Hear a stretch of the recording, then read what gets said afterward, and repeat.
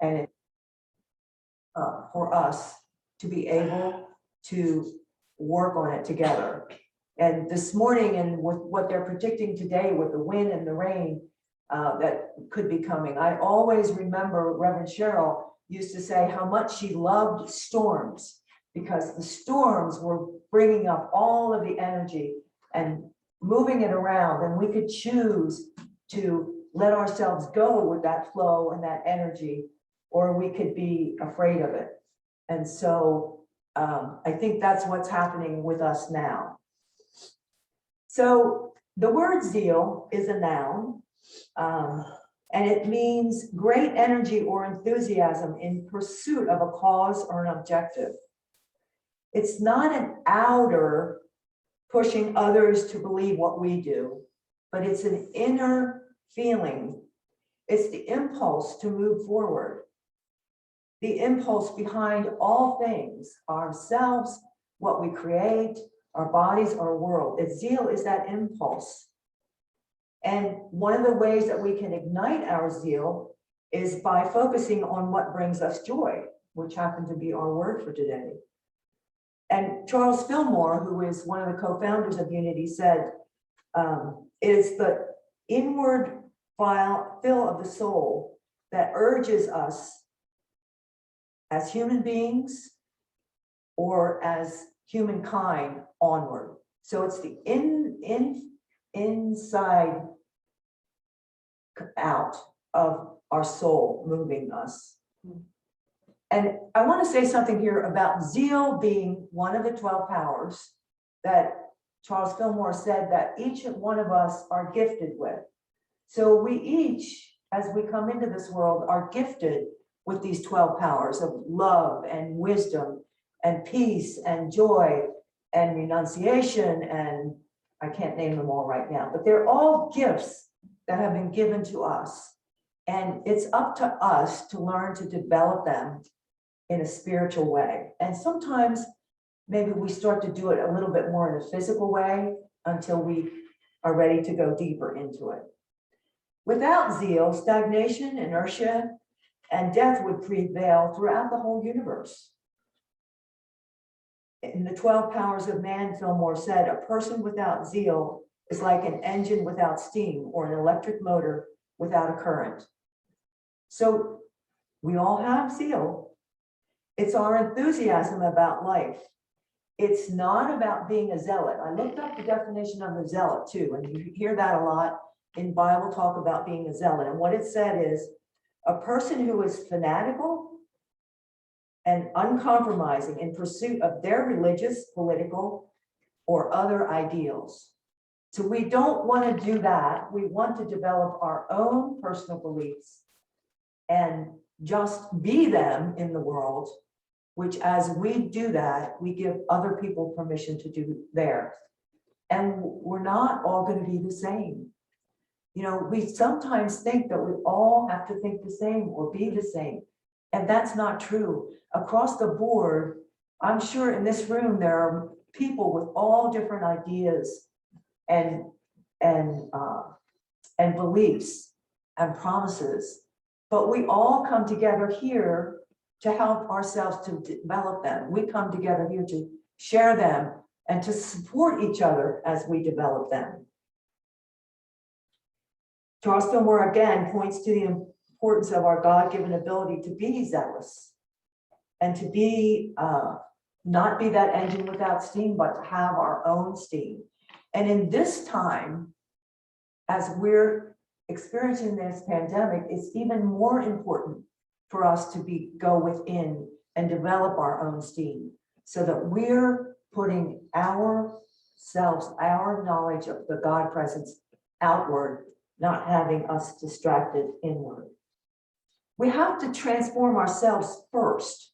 You know, a lot of times, I know for myself, when I first got to Unity, when I first started going to Al-Anon meetings, I wanted to, it was so helpful for me, so important to me in my life that I just wanted everybody to know this. I think everybody should go to Unity. I think everybody should have a 12-step program of some sort, which is a spiritual program for those of you that are not aware that the depth of that program is a spiritual program. That was definitely in my mind given to the founders from Spirit. So it's up to us to develop that ourselves, and we just have to learn to experience it and demonstrate it in our lives rather than trying to change everyone. Because I know for me, when somebody comes and tries to change me, I'm probably going to dig in my heels. Even if I agree with them, I'm probably going to dig in my heels. So that's one of the things that we need to really learn. The other thing is, as I mentioned, we've all been given the same amount of zeal. There's no, some people get a little bit, some people get a lot. We've all been given the same. It's not about the joke that they talk about that when they were handing such and such out, I must have missed the line.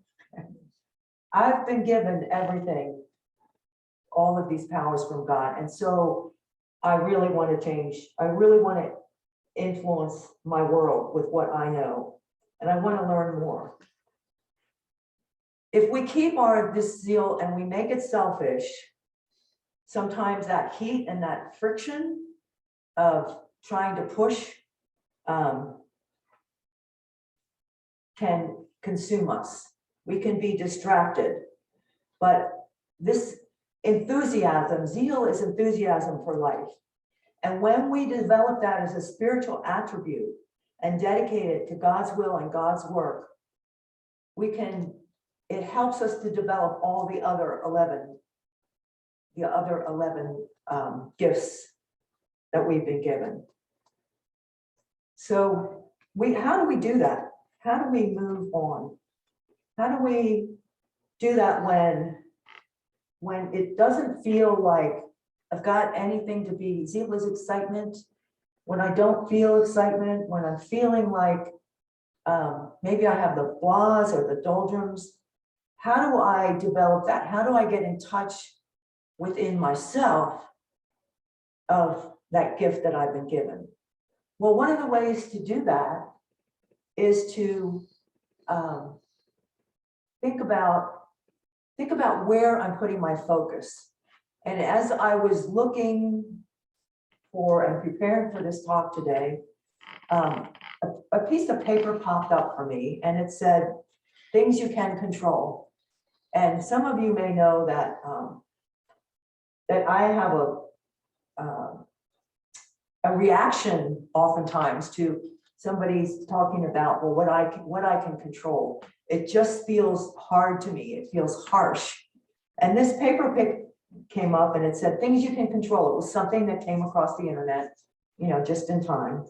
And I looked at it and I thought, I need to be a little open to see, what this is about, because what I know is whatever I put my focus on is the direction that I'm going to move. So if I'm putting my focus on trying to control things, other people, places, then that's where that heat and friction comes, because they don't want to be controlled, just like I don't want to be controlled. So here are some of the things that this list came.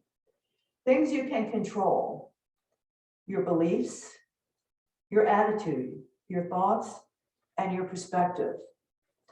So here, when we look at that, if we want to go deeper, it's like, well, we think our beliefs, I don't know where our beliefs really come from, but if we stop and think about it and focus on it, our beliefs come from thoughts we think over and over again. They've become our beliefs. And as we keep thinking these thoughts over and over again, they become embedded.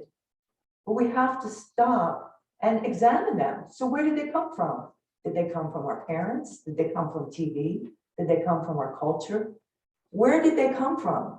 And we're not going to know that if we don't take time to listen. The other part of that is, as we're growing spiritually, our beliefs will change. They will change and grow as we get this zeal. Our attitude, if we see something as bad, as negative, then that's how we're going to respond to it. And that's how we're going to react to it.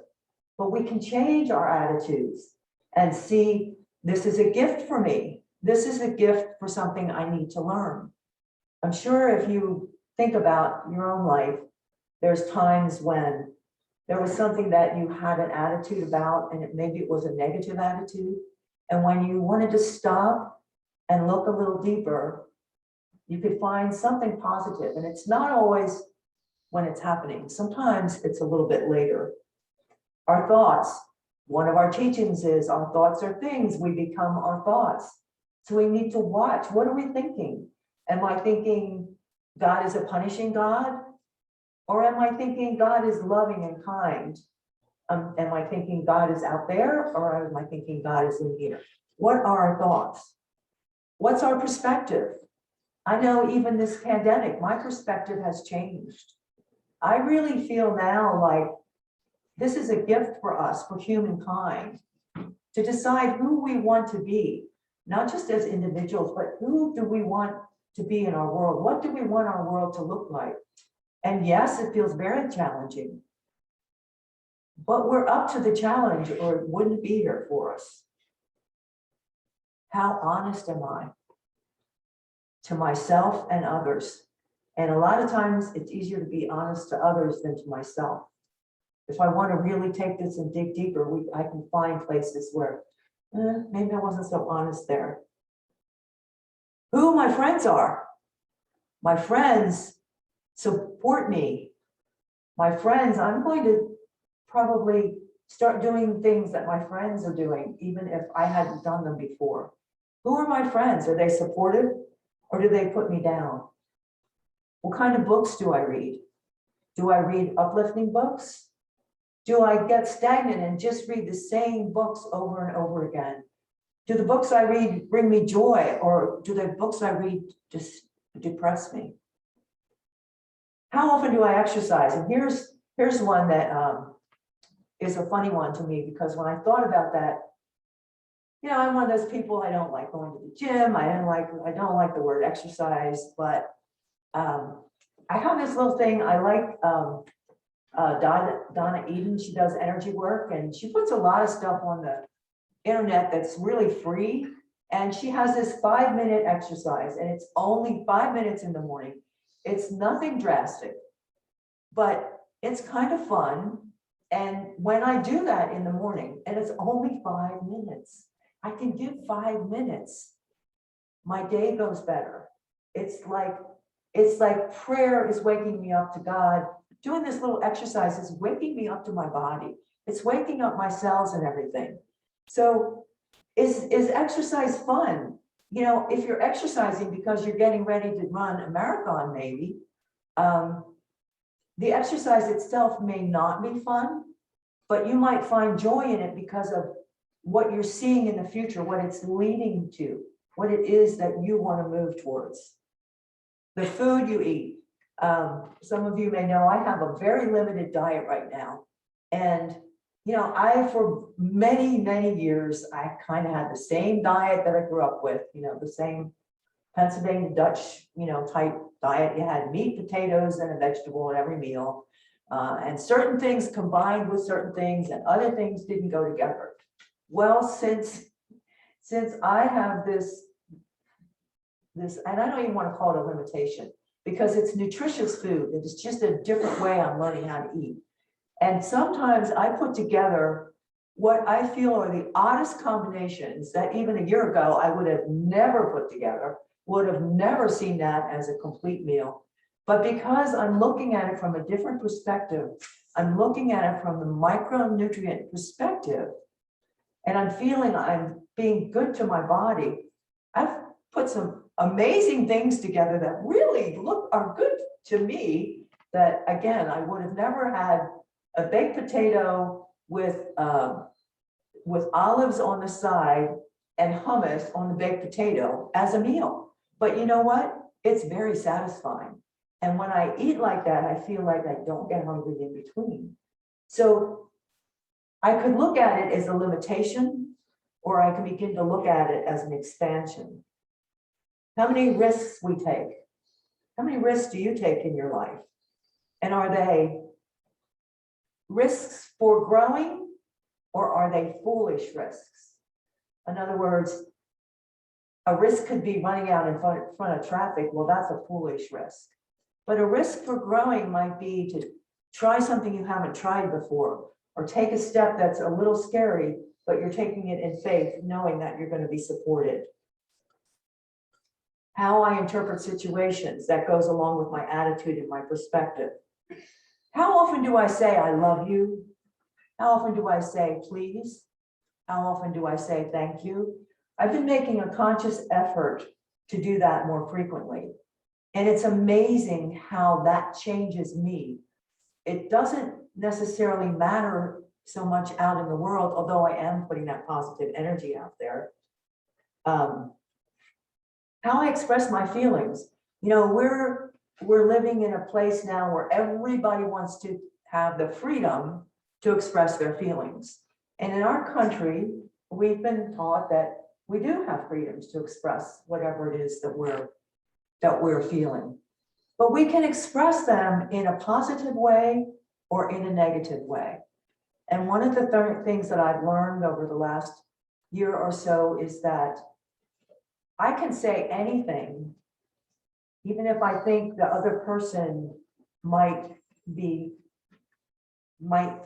find it to be hurtful. But if I say it in a loving way, if I'm coming from a place of wanting to support myself and the other person, then it's received in a much different way. It's received in a healing way. Whether or not we ask for help, boy, a lot of us, I know that's something that we really don't want to do. We still have that 2-year-old, I want to do it myself. You know, we haven't grown past that yet. These are all things we can look at. Practice of gratitude, we all know that. How much time we spend worrying or complaining. You know, and for me, this is one that really hits home because I can remember being told, I don't know how many years ago, that I worried too much. And I always said, well, I'm not worrying, I'm just trying to plan ahead. You know, but I've been looking at it and saying, no, that's really worrying. Don't need to do that. How often we think about the past? Are we stuck in the past? Do we get stuck in that record of going over and over and over the same thing? Feeling, and oftentimes when we do that, when we're stuck in the past, it's not good stuff we're stuck in. It's the bad stuff that we're stuck in. And I'm finding now that I can just say, I don't want to think that right now. I can think that later on if I want to, but right now it's not bringing me joy. And so I don't want to think it right now. And I can pivot. I can pivot to a thought that is more uplifting for me. Am I judging other people? You know, I think we all still do that in certain ways, but our judgment isn't to judge other people. Our judgment, and that's one of the 12 powers, is to judge how I'm doing. How am I moving in the world? What am I doing? Whether we try again after a setback. We've experienced the setback in the last year in this church, and it was a big one when we hired a new minister and then that minister didn't work out. But whether we're going to try it again, I think as a congregation, we're moving deeper. We did not take that as a place to give up. We took that as a place to say, who are we? And we're going to be doing a leadership thing soon so that we can get into who are we and where do we want to move. So we had a setback. That's okay. We're just going to keep moving forward. And how much we appreciate the things we have. So all of these things we all experience. And I will share here, I watched my granddaughter this past year, last year at this time, it was her senior year. And she was very discouraged because she was not going to be able to go to school. And she said, all my life, 17 years old, but all my life, I've been hearing about my senior year and how much fun it was going to be and all the joys and homecoming and prom and graduation, all those things. And she was pretty miserable for a while. She was miserable enough that she wasn't even doing her work. And then, I was feeding her a little bit of stuff and saying, It's just how you look at it. And one day she came downstairs and she said, you know what? I said, what? She said, I decided I am going to enjoy my senior year. I don't care what's going on. I'm going to enjoy it. With that, she started putting herself on a schedule. She had to go to school on Zoom at certain times, but she put herself on a schedule. Before long, she was enjoying not having to get dressed to go to school. Before long, she was enjoying the freedom of when she had her lunch break, she could make her meal, but she could eat it while she was on Zoom. She was no longer confined to 15-minute lunch and rushing around.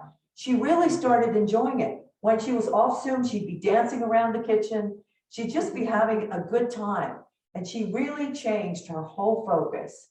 And, I've tried to teach her as she's growing up. And, I'm grateful that she's taught me that it's like, it's not about what's happening out there. It's about what I do. We learn to listen, to figure out what's important to us. And we may find our values have changed. We did another workshop here of who do I want to be in the world? Who do I want to be in the world? Do I want to be someone who is kind and gentle? Do I want to be someone that when I go out into the world, I'm encouraging people, I'm lifting them up. I'm looking the cashier in the eye when I speak to him. I make sure if I'm getting a phone call at that time, I don't answer it. Because I think each person deserves to be treasured as they are for who they are. And when I do that to other people, I feel it coming back to me. Mm. So that's where I choose to put my focus. So how can we consciously support ourselves in this? Well, if we like to sing, if we're kind of in the doldrums, but we like to sing, and we start to sing at home, and then maybe we start to let ourselves sing outside as we're walking into the grocery store or something, or maybe we join the choir at church so that we can sing. So we can take any little thing that we enjoy and help it to grow because of what we're doing. We can consciously activate our zeal by anything that we find that supports joy. And in us, and it doesn't have to be the same thing in everybody. And one of the things that we know about this is that we don't have to go from down here to up here. There are steps in between. And it came across the internet again this week. I saw it on Facebook, is to dance a little before you leave the house in the morning. And I thought, what a great idea. Now, I honestly haven't done it yet. I forget it. I remembered on the way this morning. But what a good idea to move my body just a little bit. Nobody's going to see it. Nobody's going to make fun of me. But that brings me joy. That, like that 5-minute exercise, that uplifts me. Any little thing we do to bring us joy will lead us to the next thing. We can expand on it. For me, one of the things is I love to talk about spiritual stuff. So I love to share what I'm learning and studying with you guys on Sundays. So, cultivate that, work on that, cultivate whatever it is that you find that you can keep your focus on that uplifts you. So this is the way we go and we move ourselves into a more positive world. So when we rediscover our zeal, because we will rediscover, because we all had it as children, we're able to channel it towards areas that are more challenging, towards working on how we're relating and acting in the pandemic when we're out in the world. All of these ways are ways that we can express this gift that was given to us. The inward fire of the soul that urges us personally as well as humankind onward is being nourished when we choose to put our focus on improving this. When we're filled with spiritual enthusiasm, we're joyous and energetic. Our senses are awakened to a new life. We notice more in the world that makes us happy. And we have a feeling of being fully alive. That's what I felt this morning as I was driving here with the sun out and the wind blowing and all the energy. I could feel fully alive. And I can remember that feeling and tuck it into my heart so that when I get to these places where I'm feeling the doldrums or I can't see a future or whatever it is that's bothering me, I can get in touch with that and say, what's going to make me happy right now? So I'm going to leave you with an affirmation that you can take, that you can maybe use as you go through your week and your days. And the affirmation is, my zeal shines from me, igniting my way forward and brightens our world. I glow. Thank you, and hope you find new ways to focus on what makes you happy and expressing that zeal in the world.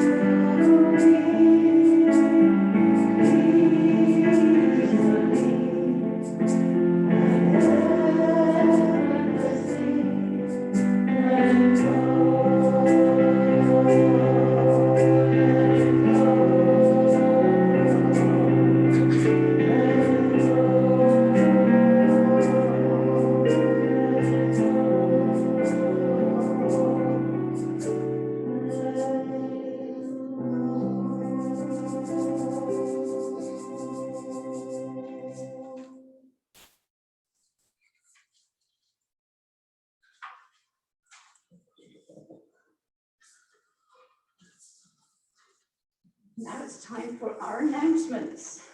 Ongoing weekly events are the weekly Zoom meditations, one at 7 p.m. on Tuesday evenings with Marilyn Freed, and then with Sworupa Warren on Wednesday mornings at 10. Wednesday morning book study, we just started the new book and we're really enjoying it. It really started some great conversations. The book is Where the Mountain Meets the Moon by Grace Lynn. And I hope more of you will join us because we're having so much fun with this. And a big event coming up is our annual membership meeting, Harvest Dinner Silent Auction. And that's next Sunday, October 17th at 12:30 p.m. So we're having our harvest dinner that day, and then it's kind of like our annual general meeting. Oh, I just forgot something. And Sharon asked me to show this to you. I think these are up. They are in the back. Information desk. Yes, so there are more of these at the information desk. Be sure to take one home and review it, and also bring it to the harvest dinner because we only made so many copies. Oh, wonderful, thank you. And okay. Carolyn, we also have a very special announcement at the harvest dinner. But if you want to know what it is, you gotta come. I love it. That's kind of leader. I love it. Okay. So make sure you come. We always have great fun. We have wonderful food, and it's a very important meeting for all of us. We're looking at our year ahead, and it is an important thing. Our October guest speakers are Music Sunday next week, and then we have Reverend Cheryl Mays the following week, and then Monsignor Ecker on the last, the 31st. And we do have speaker feedback forms usually in our bulletins, and it really helps us on the speaker team to know who you're enjoying listening to. Music Sunday is next Sunday. Do you have anything to say, Sylvia? Of course. Yeah, the choir has been working on Music Sunday, and it's going to be a lot of fun. So please come. You're going to know the majority of the songs. Some of them you get to sing with us, and some of them you get to clap along or just listen. But anyway, it's going to be a great Sunday, and I think you'll have a lot of fun. So please come. Thank you, Sylvia. And okay, Get Well Baskets. Sharon has something to show us. So you might have noticed this basket, this box on the table back there.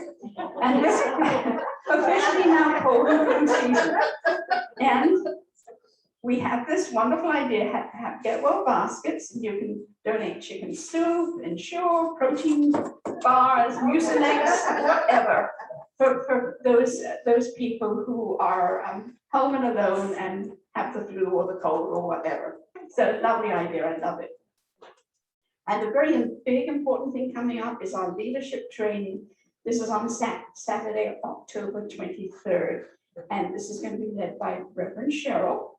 And I just want to say, I really enjoyed your talk today, and the talk so much ties into leadership training and that we are all leaders. So Reverend Cheryl. One thing I want you to notice, we're actually going to start at 9. So we'd really like to have you be there at 9 so we can get going, because we have a lot of things that we want to talk about and experience together. And this is, I think we're at a really wonderful place, a joyous opening as a spiritual community. And so this is an opportunity for us to really look at who are we, where we want to go, and how are we going to be with each other in a way that is expressing unity's joyous approach to life. Thank you. Thank you, Cheryl. And Women's Retreat at the Beach. Leslie has got some plans for a retreat or a women's weekend at the beach next week, and we have a sign-up sheet in the back. And Leslie is away right now, so she's not here to tell us about it. And I think it's time for celebrating abundance. Affirmation. Oh, sorry. If you join me in the affirmations, prosperity, affirmation together. My mind is one with God mind, in which everything is possible. Our vision. A world powerfully transformed through the growing movement of a shared spiritual awakening. And our mission.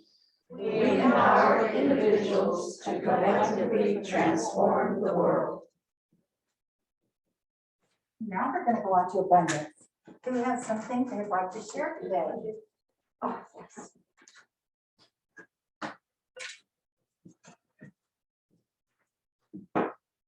Well, my abundance is in you all helping with the fair, the lost children at the fair. And it went really pretty well, I think, this year, a few hiccups. But as far as statistics, the attendance was down 25% this year. So our numbers are down about that much. 2 years ago, of course, we didn't have it last year, there were 44 lost children. This year, you took care of 31 lost children. 2 years ago, there were 42 missing people out in the fairgrounds that never came in, but that you had to keep track of and note. And this year there were 21, so from 42 to 21. So it was a little less, but it went really well, and I'm really proud of everyone that took 1, 2, 3, and 4 shifts. I gotta tell you a funny story. When I went back on Monday after the fair was closed, the security guard opened the door for me and out ran a big mouse. Ran from the shelter outside, like he couldn't get out fast.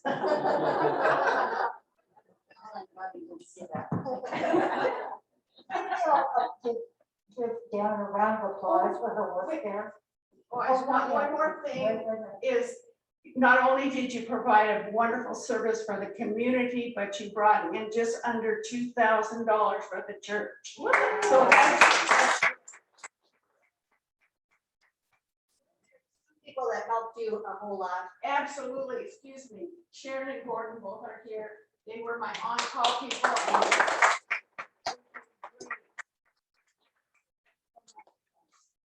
Thank you. And now round for Janet.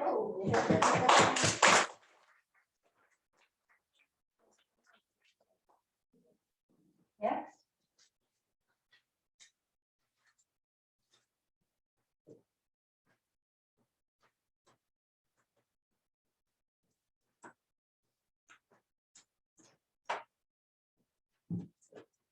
It's kind of as usual, my abundance is just being out in the garden, and I've been doing cleanup in my veggie beds. And it's so amazing what nature does.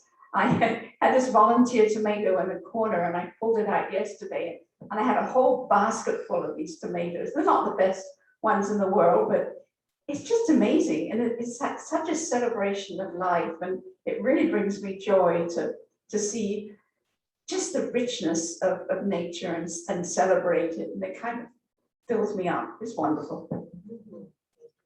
Thank you, Marilyn. Anyone else? No? Rick. But wait, Rick has something to say. I'm the invisible man. This morning I woke up with 50 pounds of puppy on my chest. And it's really quite amazing. We've had a lot of dogs in our lives, and it's just so amazing how much love they have packed into their, well, in this case, 50-pound little bodies. And I feel abundance from that. Yeah. And just wait until it grows into those feet. Anybody else? Yes.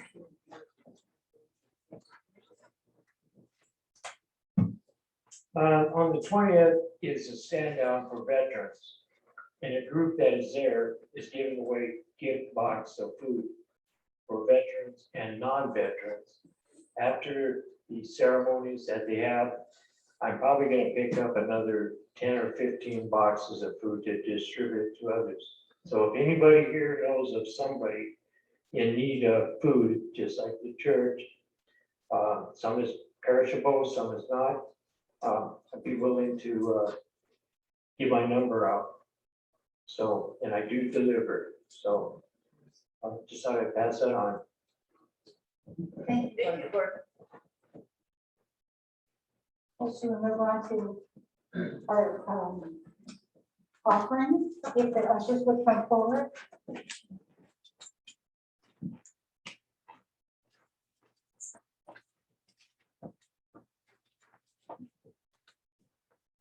Please join us in our blessing as we continue to affirm abundance through the giving of our tithes and offerings. Divine love flowing through me, blesses and multiplies all that I am, all that I have, all that I give, and all that I receive. Thank you, God. Okay, so this one is a fun one. So whenever your fingers and hands are free, be sure you clap, okay?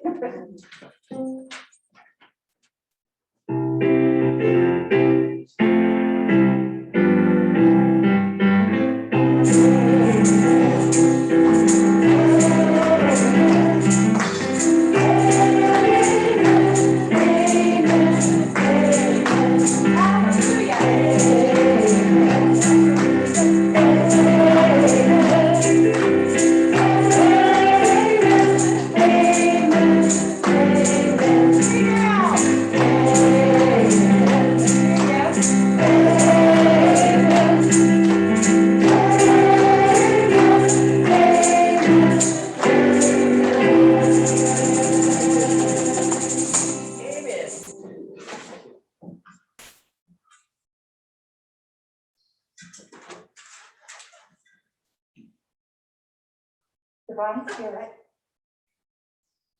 thank you for the flow of giving and receiving that is part of our wondrous universe.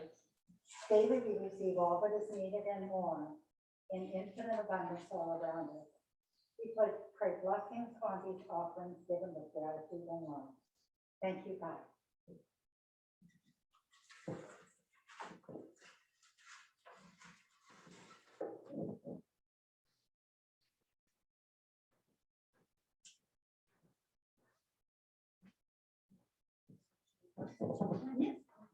So let's bless the children within each and every one of us. We love you, we bless you, and we appreciate you just the way you are. And if you'd all like to stand for our prayer for protection, and I think then we can form a circle for our prayer song. God surrounds us, the love of God enfolds us, the power of God protects us, the presence of God watches over us. Wherever we are, God is, and all is well.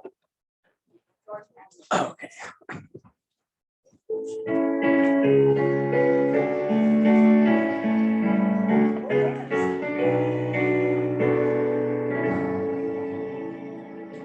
Let there be peace on earth, and let it begin with me. Let there be peace on earth, the peace that was meant to be. With God our Creator, united all are we.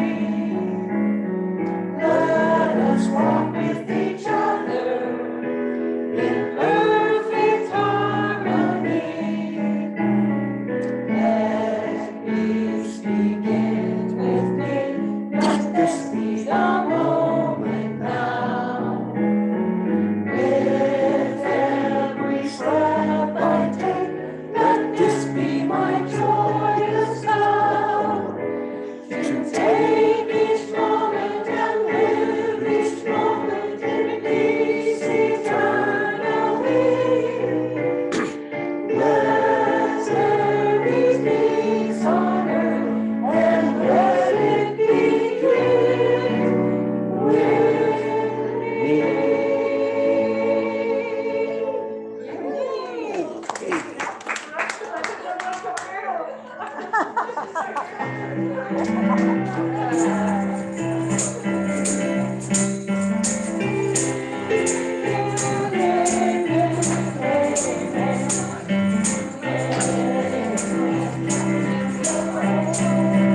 Thank you, online attendees.